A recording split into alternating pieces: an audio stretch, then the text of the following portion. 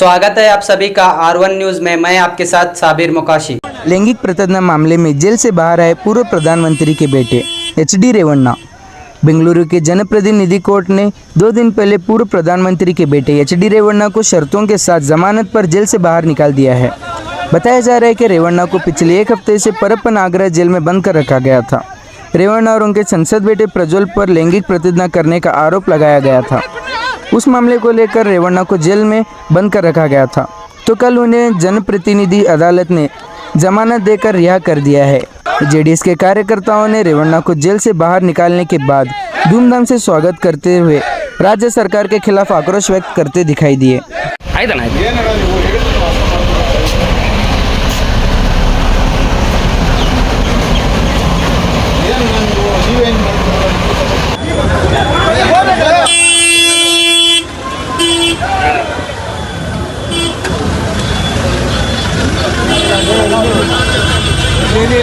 Sir बने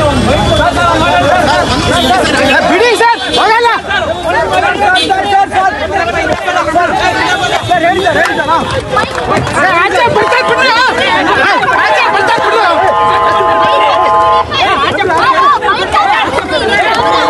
ಬಿಡ್ರಿ ಆಚೆ ಬಿಡ್ತಾರೆ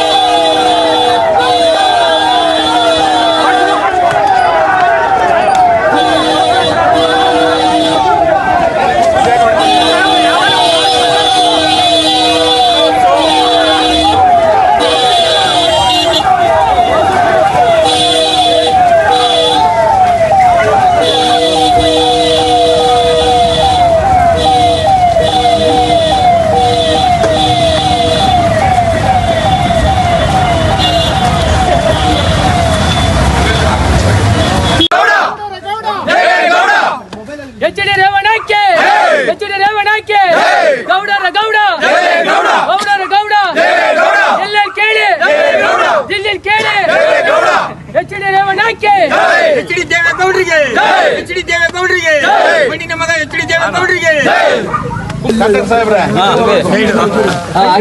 HD ರೇವಣ್ಣಕ್ಕೆ HD ರೇವಣ್ಣಕ್ಕೆ HD ದೇವೇಗೌಡಕ್ಕೆ HD ದೇವೇಗೌಡಕ್ಕೆ ಮರಣ್ಣಕ್ಕೆ HD ರೇವಣ್ಣಕ್ಕೆ ಕೂಬರ್ದಂತೆ ಇಲ್ಲಿ ಮಾಡಬಾರ್ದು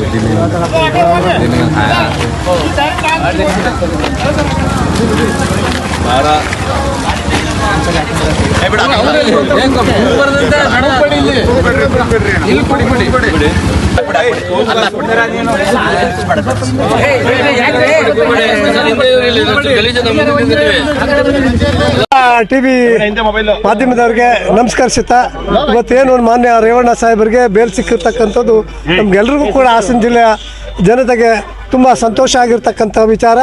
ಇವತ್ತೇನು ಅವ್ರನ್ನ ಈ ಕಿಡ್ನಾಪ್ ಕೇಸ್ನಲ್ಲಿ ಬಂಧಿಸಿರ್ತಕ್ಕಂಥ ಇದು ನಿಜಕ್ಕೂ ಕೂಡ ಸತ್ಯಕ್ಕೆ ದೂರವಾದಂಥ ವಿಚಾರ. ಅದು ಯಾರ್ದೋ ಒಂದು ಕಟ್ಪಾಡಿಗೆ ಅವರು ಆ ಥರದಲ್ಲಿ ಅವ್ರನ್ನ ಕರ್ಕೊಂಡು ಬಂದು SIT ಅವರು ಬಂಧಿಸಿ ಈ ಥರದಲ್ಲಿ ಇದು ಮಾಡಿರ್ತಕ್ಕಂಥದ್ದು.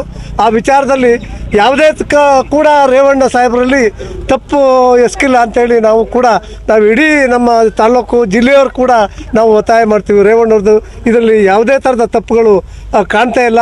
ಸುಮ್ಮನೆ ವಿನಾಕಾರಣ ಕೂಡ SIT ಅವರು ಅವ್ರನ್ನ ಬಂಧಿಸಿ ಈ ಥರ ತೊಂದರೆ ಕೊಡಬೇಕು ಅನ್ನೋ ಉದ್ದೇಶದಿಂದ ರಾಜಕೀಯ ಒತ್ತಡದಿಂದ ಅವ್ರನ್ನ ಬಲಿಪಶು ಮಾಡಿದ್ದಾರೆ ಹೊರತು ಅದರಲ್ಲಿ ರೇವಣ್ಣ ಸಾಹೇಬ್ರದ್ದು ಯಾವುದೇ ಥರದ ಕೈವಾಡ ಇಲ್ಲ. ಅವ್ರು ಯಾವುದರ್ಥ ಕೂಡ ತಪ್ಪು ಮಾಡ್ತಕ್ಕಂಥ ವ್ಯಕ್ತಿ ಅಲ್ಲ. ಇವತ್ತು ಸಾವಿರಾರು ಜನಕ್ಕೆ ಹುದ್ದೆಯನ್ನು ಕೊಟ್ಟಿರ್ತಕ್ಕಂಥ ಮಹಾನ್ ವ್ಯಕ್ತಿ ಇವತ್ತು ರೇವಣ್ಣವ್ರು. 30 ವರ್ಷಗಳಲ್ಲಿ ಏನು ರಾಜಕಾರಣ ಮಾಡ್ಕೊಂಡ್ಬಂದಿರೋ ರಾಜಕಾರಣದಲ್ಲಿ ಒಂದು ಸಣ್ಣ ಕಪ್ಪು ಚುಕ್ಕೆ ಅವರಲ್ಲಿ ಇರಲಿಲ್ಲ. ಅಂಥ ಒಂದು ಇದನ್ನೆಲ್ಲ ಅವ್ರನ್ನ ಏನಾದರೂ ಮಾಡಿ ರಾಜಕೀಯವಾಗಿ ಮಣಿಸಬೇಕು ಅಂತೇಳಿ ಈ ಷಡ್ಯಂತ್ರವನ್ನು ರಾಜಕೀಯ ಷಡ್ಯಂತ್ರನ ಮಾಡಿ ಇವತ್ತು ರೇವಣ್ಣವ್ರನ್ನ ಸಿಗಿಸ್ಲಿಕ್ಕೆ ಪ್ರಯತ್ನ ಮಾಡಿದರು. ಸತ್ಯಕ್ಕೆ ಇವತ್ತು ಜಯ ಸಿಕ್ಕಿದೆ ಅಂತೇಳಿ ನಾವು ಹೇಳಲಿಕ್ಕೆ ನಾವು ಇಷ್ಟಪಡ್ತೀವಿ.